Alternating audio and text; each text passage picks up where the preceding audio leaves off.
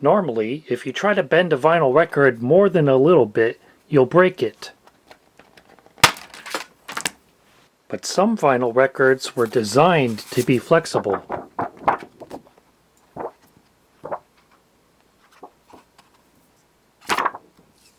These are generically called flexi discs, and they date back to at least the early 1930s, such as these Durium Hit of the Week records, which were made from 1930 to 1932, containing a thin layer of durium into which the grooves were pressed, and on the opposite side is a cardboard backer with the artist's picture on it.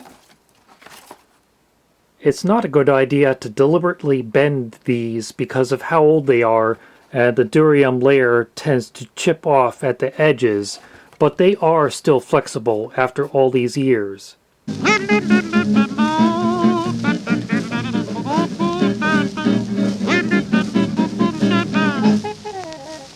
If you want to meet the sweetest sweetie, yes sir, spend an evening in Caroline. The idea of pressing grooves onto a thin layer of vinyl on a flexible paperboard backing continued until at least the 1980s, and these were commonly found as postcards, on cereal boxes, and as promotional giveaways, such as this one from Columbia Records in the spring of 1964. You'll hear Andy Williams singing Days of Wine and Roses, the Philadelphia Orchestra in an excerpt from Voices of Spring, the New Christie Minstrels with their hit version of This Land Is Your Land, and Dave Brubeck's incomparable Take 5. The days of wine.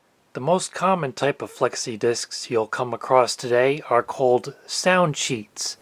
These are very thin vinyl records, about the same thickness as a sheet of paper, hence the name, but they do not have any backing, so it's just a very thin vinyl record and the most floppy and flexible of all the flexi discs. Sound sheets were manufactured by Evatone, a company named after its founder, Dick Evans. Most sound sheets are 7 inches in diameter, play at 33 1/3 RPM, and are single-sided, but they also had square ones, which were known as sound pages. This one is about 6 inches across, and slightly larger ones as well, such as this 8-inch sound sheet record, which is double-sided. Whether you are a recording engineer or a high-fidelity enthusiast, the objectives in adding ambience to a recording are similar. You want to provide enhancement in as natural and controlled a manner as is possible to add to the reality of the reproduction. In this section, we're going to explain and demonstrate the unique features and superior performance of the ambience produced by the T84 and the Echo Control Center. And smaller flexi discs, about 4 inches in diameter, were used by the Hip Pocket and Pocket Disc record formats, which you may have seen covered by Techmoan. Due to how thin and light they are, sound sheets may tend to slip on your turntable's platter as it spins, especially if your turntable has a rather heavy tracking force, in which case they gave the advice to put a coin on top of the sound sheet. And especially if your turntable's platter has an uneven surface, it's really best to put a normal, full-thickness record underneath the sound sheet, and then put the coin on top of it. The story of great music really cannot be described fully on this little demonstration record, or even by our printed material. You simply must experience it yourself. We would like you to do just that. And if you will return the card we have enclosed, we will send you a volume from this distinguished series to examine at your leisure and in your own home, entirely at our risk. I think you and your entire family may find it the most rewarding musical experience you have ever known. They claimed if these flexi discs got bent, you can just fold them back and then they would be fine, but as you can see, some creases end up being permanent and may cause the stylus to skip when the record is played.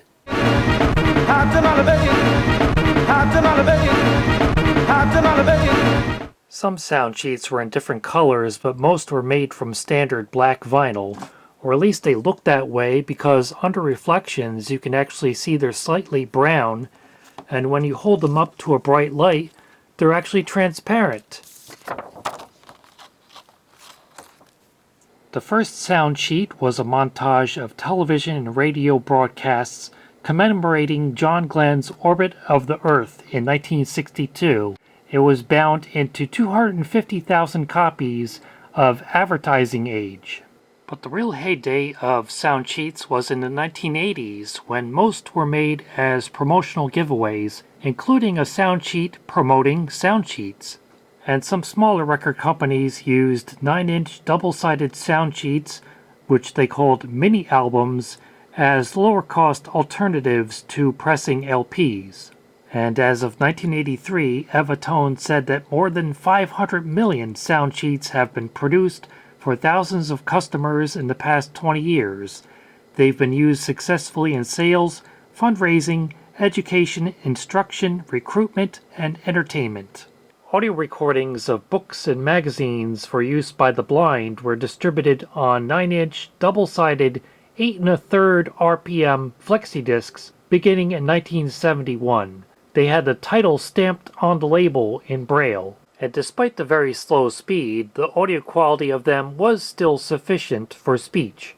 Patients with Ray's syndrome suffer severe vomiting, followed by lethargy, personality changes, convulsions, and, in some cases, death.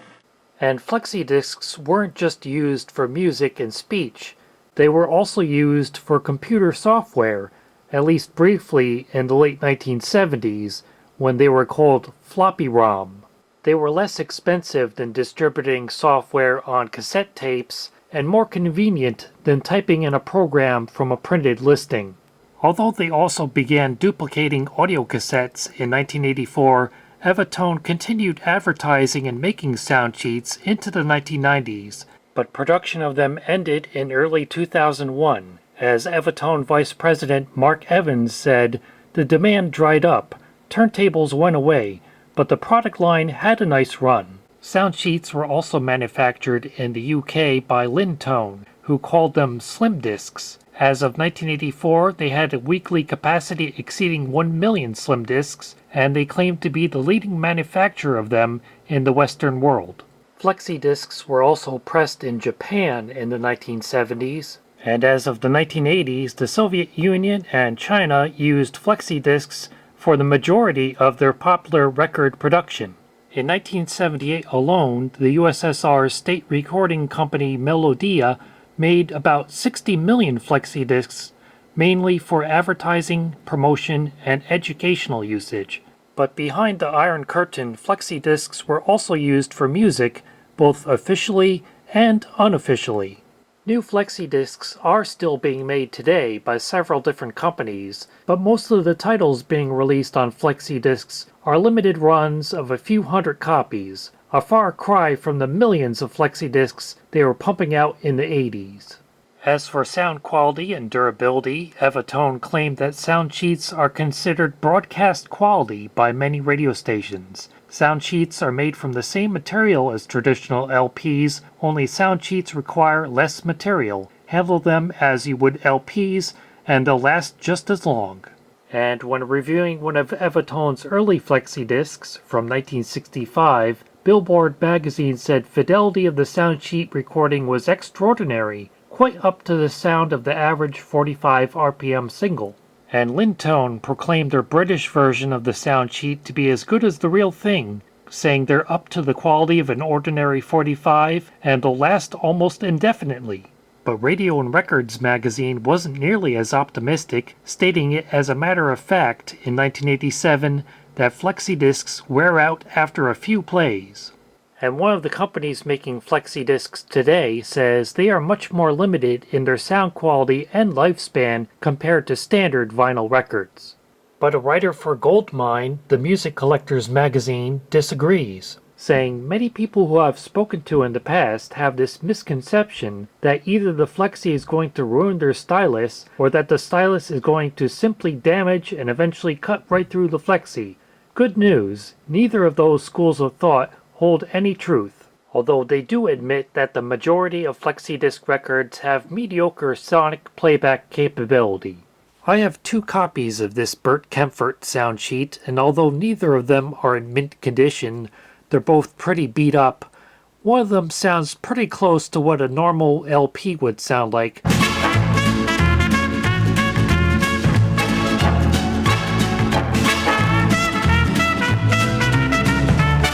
while the other sounds dramatically worse, so it probably has been played many more times.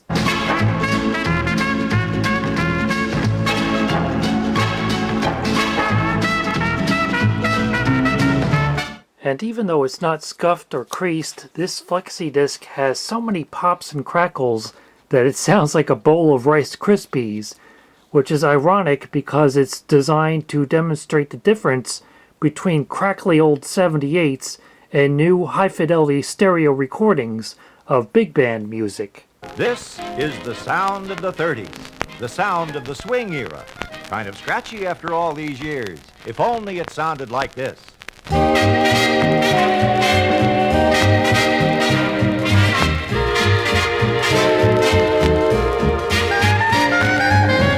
And even after cleaning these FlexiDiscs, after playing them, the little brush on the front of my Pickering cartridge always seems to get clogged up with dirt.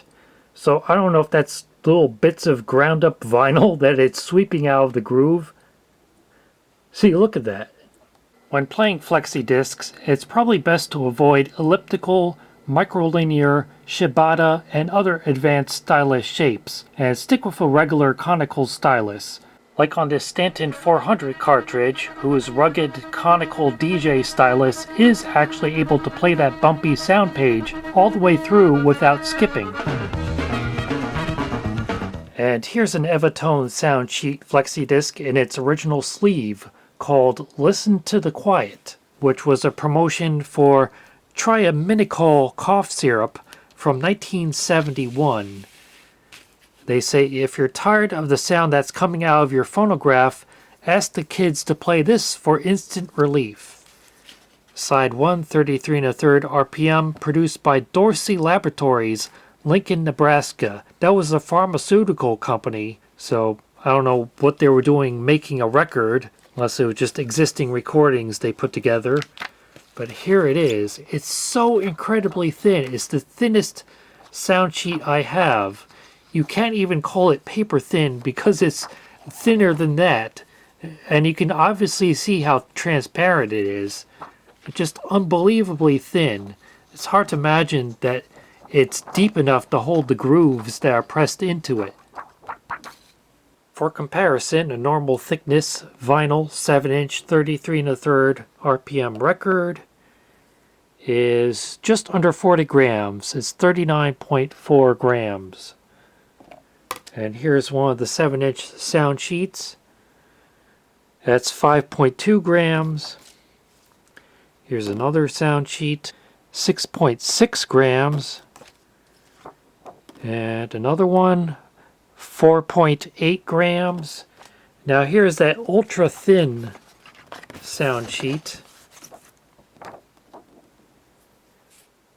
That's 3.5 grams. Unbelievable.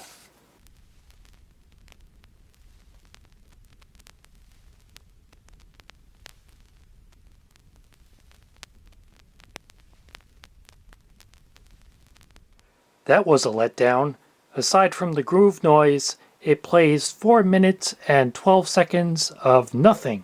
But I should have realized what was afoot based on the title Listen to the Quiet, and the fact it says to play it if you're tired of the sound that's coming out of your phonograph. No wonder they can make it so thin, because it doesn't contain any audio. And I tried playing it on several different turntables, and they all had that same rumble in the background. So that's just a consequence of it being what has to be the thinnest vinyl record ever made. It was meant to be a novelty, not to sound good. Out to Malibu, out to Malibu, out to Malibu, out to Malibu, out to Malibu, out to Malibu.